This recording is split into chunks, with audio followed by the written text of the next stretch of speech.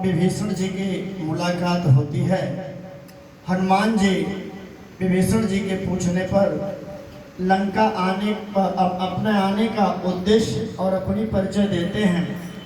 इसके बाद हनुमान जी महाराज विभीषण जी से पूछते हैं कि हे विभीषण जी, यहाँ आप किस तरह से रहते हैं? आप इतने सज्जन हैं, सत्पुरुष हैं, संत हैं, इन राक्षसों के बीच आप कैसे रहते हैं? मात्र एक चौपाई में विभीषण जी ने बड़ी अच्छी बात कहा।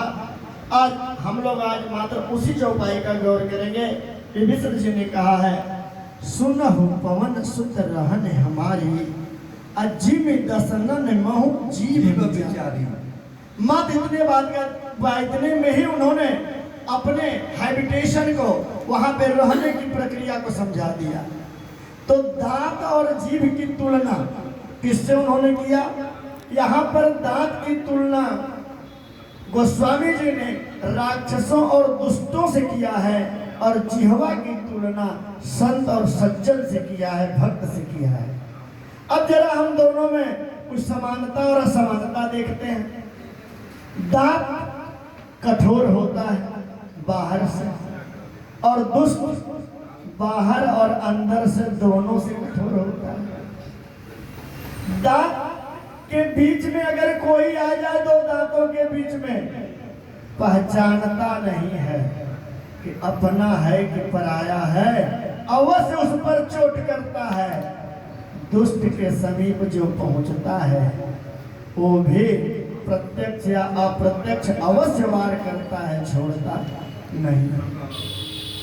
जीव की बात कीजिए, जीव कोमल होती है, संत भी बाहरी और आंतरिक स्वभाव से कोमल होता है। जीभ लचीली होती है, संत भी लचीला होता है, उनके स्वभाव में बड़ा लचीलापन होता है।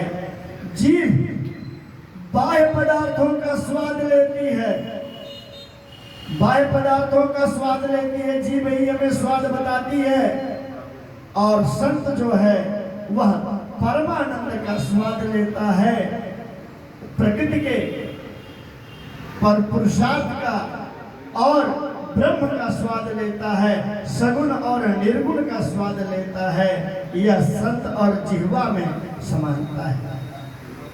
अब जो कह रहे हैं विभीषण जी की दांतों के बीच में जैसे जीभ रहती वैसे हम रह रहे हैं, तो अब ध्यान दीजिए, जिस तरह दांत के बीच में जीभ को बड़ा लिमिट में रहना पड़ता है, जबकि जीभ दांत का बड़ा सहयोग करती है।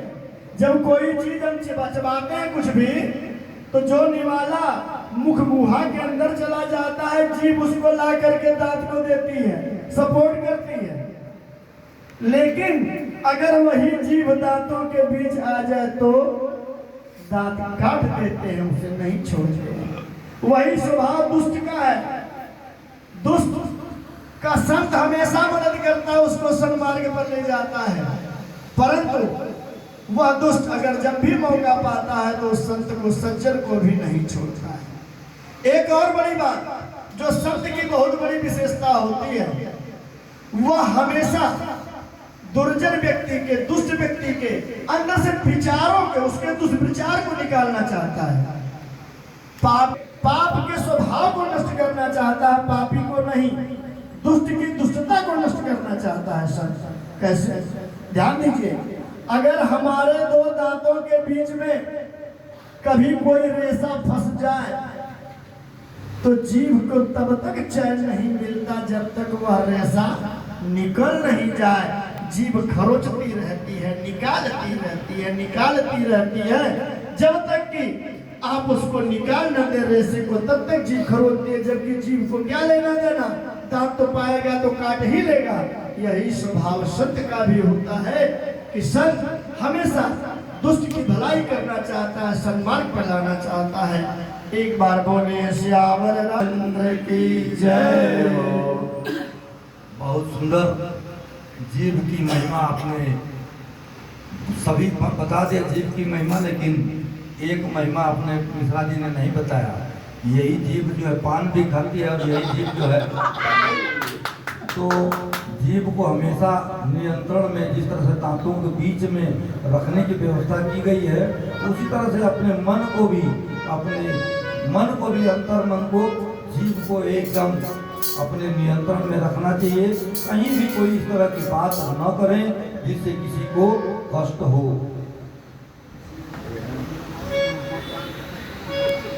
जीभ ही ऐसी है कि सब कुछ करा देती है। 1 इंच की जीभ है, लेकिन इतने ही खाने के लिए क्या क्या हो जाता है। बाकी पेट में भले जा करके कुछ हो जाए, लेकिन जीभ में खाते समय हम लोग केवल स्वाद ही खोजते हैं। तो आइए